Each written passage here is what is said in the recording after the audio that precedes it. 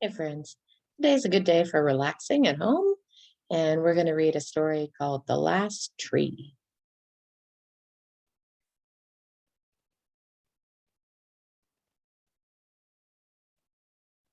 One night, the trees decided it was time to leave. They yanked out their roots and dragged themselves off across the fields. The next morning, Goran set off towards school. It was too hot, and there was no shade to protect him. When he arrived, he realized what had happened. The forest had disappeared, and only holes remained in the ground where the trees had once stood. What happened? Goran asked the animals who were also looking at the barren landscape. The trees have gone, said an old squirrel. And where are those birds going? Asked the lynx, seeing a family of hummingbirds buzzing through the sky with bags in their claws. We're moving to another nest, one that doesn't move around so much, yelled Father Hummingbird. We'll all have to find new homes, added the squirrel, and one by one the animals set off to find them. At school, Goran wondered if the tree in his garden had also disappeared. In the springtime, he loved to swing from its branches. In the summer, its leafy shade protected him from the hot sun. In the autumn, he loved to play with the beautifully colored leaves that fell to the ground.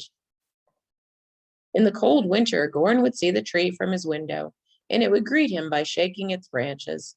It was the guardian of the garden. It was his friend.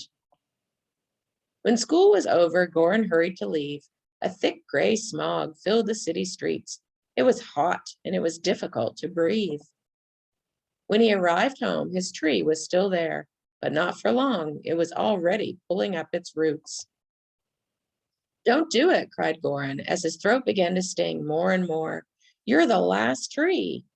Precisely. I'd better be going, said the tree, making sure that all of its leaves were ready to leave. But we can't survive without trees. Aren't you happy here? Asked Goran as he began to cough loudly. I'd prefer to leave by my own roots before I get burnt to ash or cut into 1,000 pieces, replied the tree.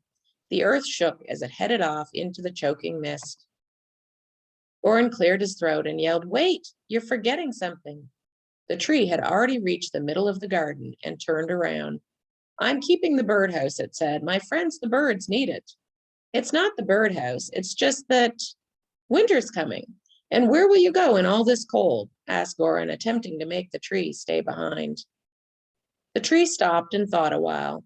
You're right. I don't think I'll get too far with these old roots. Then stay here, rest, and have a nap, said Goran. When you wake up, I'm sure you'll find a good reason to stay. If you don't, you can go and I won't argue again. The tree nodded. But I'm warning you, I'm looking for somewhere nice and quiet to spend the next 100 years. It said, looking at the landscape around it. Then it turned around, trundled back to its spot, and fell asleep. Throughout the whole winter, Goran and his friends worked hard to replant the forest with all kinds of trees. Little by little, the gray smog disappeared. The townspeople stopped coughing and could walk without feeling faint. The birds returned to their nests high in the canopies, and the squirrels leapt from branch to branch. Then they made a final effort. They picked up all of the leftover, thrown away, or unused paper they could find, and they recycled it. Spring arrived, and the last tree woke up. All around it, trees of different sizes and colors were keeping it company. Its branches were bursting with life.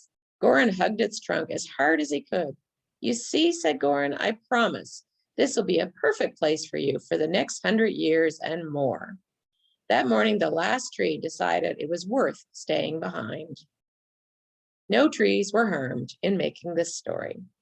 So that was a really good story, wasn't it? About how we need to look after the trees that we have and the forests, because we don't want there to ever be a last tree, do we?